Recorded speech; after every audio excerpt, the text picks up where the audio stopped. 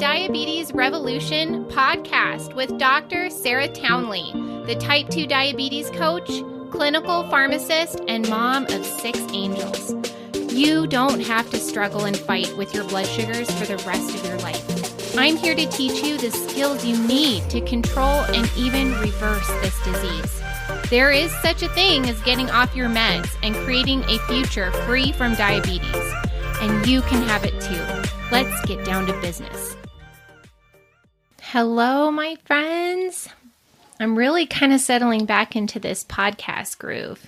Well, I've made like 3 in the last week. You didn't know that, but I wanted to make sure y'all were taken care of before I head out to a trip with my husband for a baby moon in Belize tomorrow. So by the time that you get this podcast, I will be hopefully enjoying the sun and the sand and the surf in Belize, which I've never been there before. So I'm really excited. One of my clients was telling me today some very sage advice, which is not to point underwater when I'm snorkeling at anything, because someone that she knew who was doing that in that area of the country or of the world had their fingertip bitten off by a giant eel.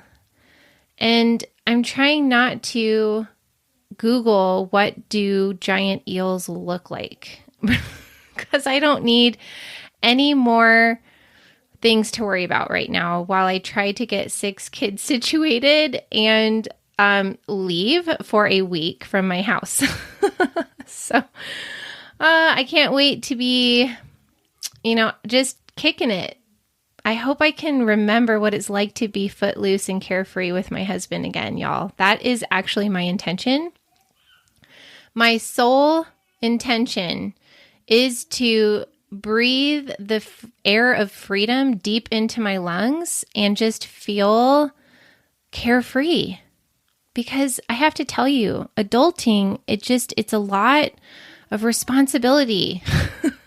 And so, it can kind of just put a cramp on your style, Okay, so today I am going to talk to you about a type of thinking that definitely comes up in, I'd say, most of my clients, not everyone, but for sure most of them frequently when we're trying to move a mountain, right? We're trying to do the impossible. We're reversing type 2 diabetes and getting off of meds, which is a big, hairy, audacious goal. And for many of my clients, it's their thinking that is the biggest obstacle when it comes to changing their health status, their future, and liberating themselves from a lifetime of chronic disease.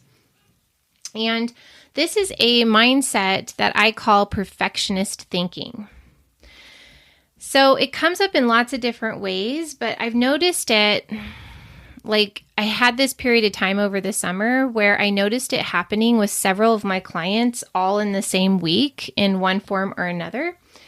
And it was so funny because my husband has been functioning in a new leadership role where he works for, several months now. And the type of work he does, which is in hospital pharmacy, attracts a lot of perfectionist type personalities. And so I was studying him because he's like the opposite of a perfectionist. I distinctly remember when we were beginning to teach our kids how to do chores, like vacuum the floor or empty the dishwasher or load the dishwasher, that I used to have a hard time letting go of those things because I wanted them done a certain way. And he would tell me, listen, Sarah, they're not going to do a good job. It's not about the job getting done perfectly. It's about them learning how to do it and to expect that it won't get done right? The right way, quote. And that sticks out to me when I'm talking about this now because it was such sage advice. And I've watched him in this role at work where he's working with all these perfectionist type people, and he is the opposite. So he's interested in what's the next best option, the next most effective action that we can take now in order to move us closer to where we want to go and farther away from what isn't working. And sometimes it's not perfect. It's not exactly what everybody wanted, and we don't all agree necessarily, but it's doing something that is going to improve the situation instead of what perfectionists often do, which is do nothing. So what does this need to be perfect? Like, what is this all about? Well, first we have to sort of define what is perfect. See, we all forget that this is actually a judgment. We think that perfect means without flaw, without imperfection, right? But remember, we are the one that decides what is perfect, what is flaw, what is imperfection. And this state of being does not exist outside of our mind. And from one person's mind to another, it can be very different. And so I think that's really important to recognize is that it's a subjective judgment. And interestingly, so is, quote, failure.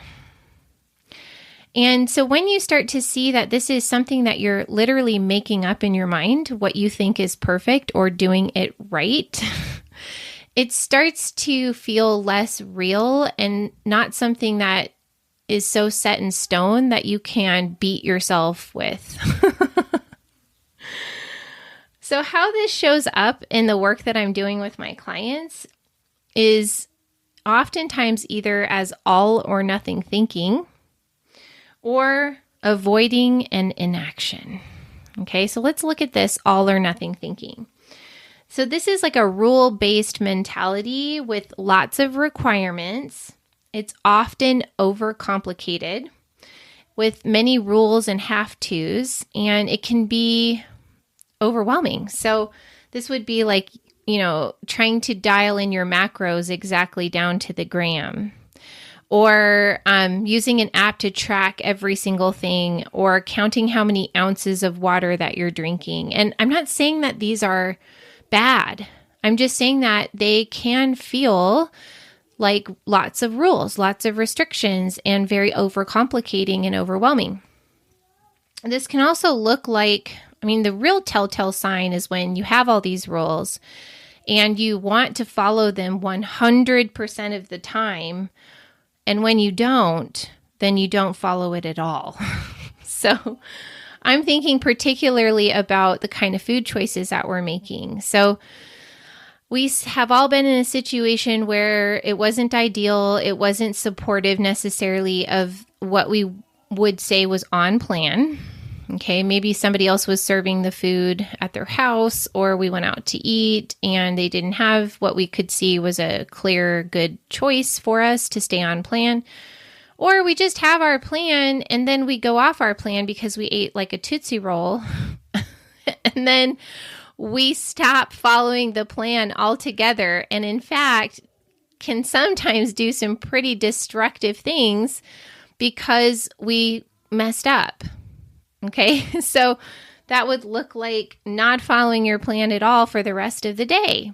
When you went off plan at like 11:03 a.m. on your way passing the candy jar to the bathroom at work. That I see often I've seen that in myself, and I've also seen that in my clients is just this difficulty with getting right back on track because they're staying in beating themselves up and feeling like they've messed up and they haven't done it right.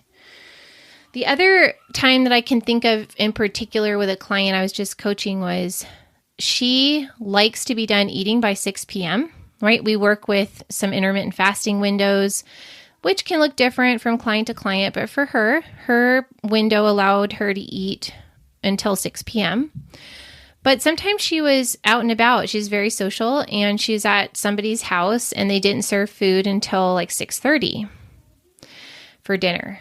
And because of that, she felt like everything was ruined, and she couldn't be on plan at all. So she ate a bunch of things that she probably wouldn't have if she could have eaten by the end of her window at 6 p.m. Do you see how judging herself as failing or not doing it right, not being perfect, caused her to make subsequent decisions that were unnecessary, but just a direct result of needing to be perfect.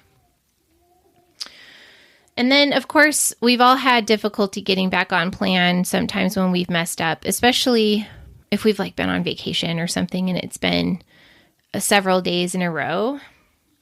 And what's happening is there's this point in time where you go off plan, maybe for a really good reason even, And then there's the next time we were on plan. So there's a space between the time we went off plan and the time we were back on our plan. And that space in between is up to you, how long you're going to stay stuck in the middle there. When we're stuck in the middle, we're usually beating ourselves up, right? We're judging ourselves because we didn't do it perfectly. We are feeling regret about what we decided to eat or do. Maybe we just missed some workouts and we're feeling regret that we didn't get them in. And then some of us feel some pretty intense emotions like shame. The shame spiral where you just feel worse about it. The more you think about it, you feel more shame and you start judging yourself on top of it and telling yourself things that are going to keep you stuck in that space between and even cause you to feel kind of hopeless. All that is needed is to make the next best decision, right? The next best decision that's available to you could put you right back, quote, on track. Which is also sort of this thing we make up. It's like I'm off track or I'm on track. Maybe I'm just on a journey and there's lots of things that are going to happen, but that doesn't mean I'm off my journey. I'm just in a journey figuring out how to get closer to my goal with every single decision that I'm making next. The second big category of behaviors that I notice that tip me off to the fact that this client is having some perfectionist thinking is avoiding or inaction. Okay, inaction meaning not taking any action. This can look like procrastination. Perfectionists often procrastinate, right? Because they're waiting until everything is just right or perfect in order for them to take action. And that causes them to not even start at all. Okay, so notice if you're doing that. Are you thinking that there's the right time for you to get started, to get that project done, to start working out again? What is that about? That's this idea that you have to have it exactly ideal and perfect in order for it to work. There's also this behavior of over-researching all your options, with the Googles, checking out all these different options out there for how you want to approach this or what kind of plan or diet or exercise program, whatever, you're interested in, doing a whole lot of research, spending hours of time on your computer looking at what all the different ways to do it are, thinking there's a right way to do it. Maybe it's just doing something that you need to do, but people who are having this falling victim to this perfectionist thinking have this idea that there's a best way or a right way to do it. And so they get lost, right, in looking at all of these different options. And they often get stuck in all these little details that don't really matter. And that can feel very overwhelming. And when you get overwhelmed, guess what? You don't do anything. You don't make decisions. You don't take action. You just stay in limbo. Okay, and then, when we're wanting it to be perfect, we often worry that we're not going to be capable of being perfect. And so then we just don't do anything. So maybe this is you. Do any of these behaviors sound relatable to you? I wouldn't be surprised if they are because they're very common. So the next question that I love to answer is, why do I do this? Why am I thinking that I need to be perfect? Why is this so important that it's causing me to do all of these things, even sometimes destructive things? Well, let's answer that question because it's actually fascinating. So perfectionism is just the mindset that rejects anything that is not perfect. It's not acceptable if it's not perfect, so we reject it. So even 80%, for example, isn't, quote, good enough, which then often leads to us choosing 0%, right? Not making a decision is still making a decision to do nothing. Why would we do that? Well, we're not usually aware we're doing this, okay? But here's the analytical answer to this. And I think it's pretty accurate. So we've attached, the reason why we're so attached to perfectionism is because we've attached our self-worth to how perfect our work is. Okay, so our self-worth meaning our worthiness of love and acceptance. When we open our self-worth to our judgment, as well as like other people's judgments, right? Which both of them are just made up. What we think other people are thinking about us is our own thoughts about us most of the time, unless we've like told us what they're thinking about us. But we're opening up our self-worth to judgments from ourselves and from other people.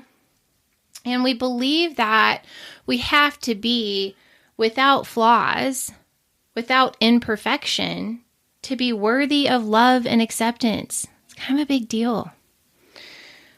But we're created 100% worthy of these things, right? Think of a baby that's born, right? What baby has to earn love and acceptance? They just are born 100% worthy of love and acceptance. Just, it is. That's just how it is, right? However, as that baby grows, and as all of us grew up, most of us grew up in our childhood, I would say all of us, actually. All of us experienced conditional love, conditional acceptance as children. We were treated favorably, praised, recognized when we were, quote, good, and then corrected, scolded, punished, even rejected when we were, quote, bad. So we learned that being good meant receiving love and acceptance, and being bad meant rejection, unworthiness. I went through this program, I would say maybe like 9 months ago, where I learned about different saboteurs in the mind. They're kind of like characters, okay? And I found out that I have an overachiever saboteur. It's an overachiever tendency that I believe came from the recognition and praise that I got as a child when I achieved, right? We all understand this. I mean, I'm for sure doing this with my kids when they do something at school, or many of us have our kids in sports and they perform well. We recognize and we praise them when they do those things. Well, for me, I developed this overachiever tendency in order to fill that worthiness, that acceptance, and that love bucket. And I even took this on as an adult for myself. So what this means is I would witness myself withhold love and acceptance from myself when I judge that I'm not, quote, doing it right, or, quote, good enough. Interesting, right? I was shaming myself and not giving myself forgiveness, acceptance, love, when I thought I wasn't doing it good enough. This is interesting because I'm the one that's deciding it's not good enough, right? It's not like some universal judgment out there that I learned from somebody else. It was just what I was making up in my mind. And this is just really useful to see because when we start to attach as children our worthiness to our level of perfection, we understand why we have this imperative need to be perfect or else, right? And when you understand that this is the psychology or the reasoning behind it, it starts to inform the solution, which is to stop doing that. Instead of perceiving a mistake or a flaw as a threat to our worthiness or our acceptability or our lovability, we can extend compassion and forgiveness to ourselves. Like, oh, I am an imperfect human. That's pretty normal. It's okay, right? It's actually flawsome. I just learned this word the other day, which means that you recognize your flaws, but in spite of them, you still think you're awesome. I think that's awesome. And you know what? Perfection is not required. I love, love, love pointing this out to my clients every chance I get, how doing it imperfectly still got results. Lots of failing and trying again was required to get results. To make progress, you had to make a lot of mistakes. Expect to fail many times. I mean, how many times are you willing to fail in order to reverse your diabetes? And remember, failure is just a judgment. I actually qualify failing as quitting, right? Like giving up completely. So as long as I don't quit, I can't fail. I decide to learn instead, right? Get excited every time you do it, quote, wrong, because it's an opportunity to get smarter and more strategic about what will work next time. Because you can bet there's going to be another opportunity in the near future to try again, as long as you don't give up. So what do you want to take home from this conversation? I think the first thing is how important it is to gain awareness, right? We can't change what we don't understand. So we can't fix what we can't even see. So it's good to start to see all the ways that this type of thinking, this perfectionist type thinking, is coming up in your life. Like, what situations are you in? What kinds of reactions are you having? What kinds of results do you create? What kinds of situations do you know that you're thinking you need to do it perfectly in order for you to be successful? Because it's a lie. It's not true.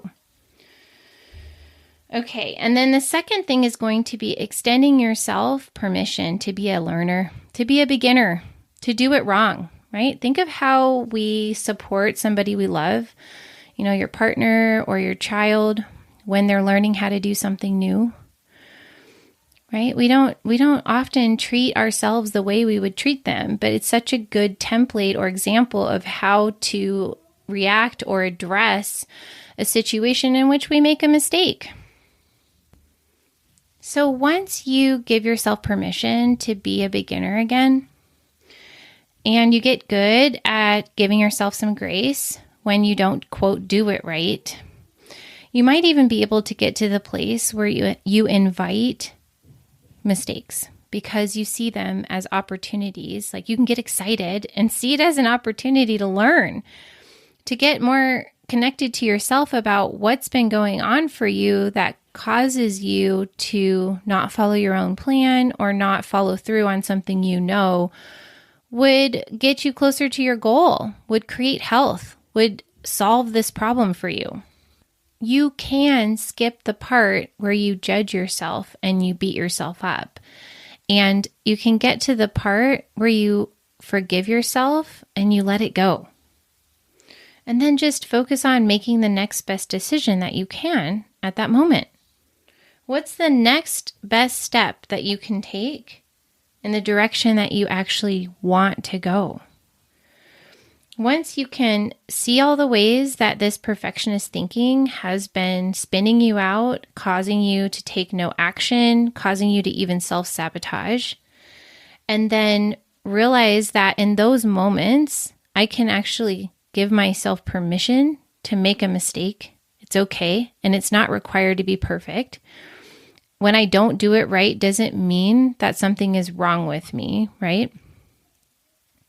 Then you can actually just let it go and then focus on what you want to do next from a place of empowerment. That's what I want for you.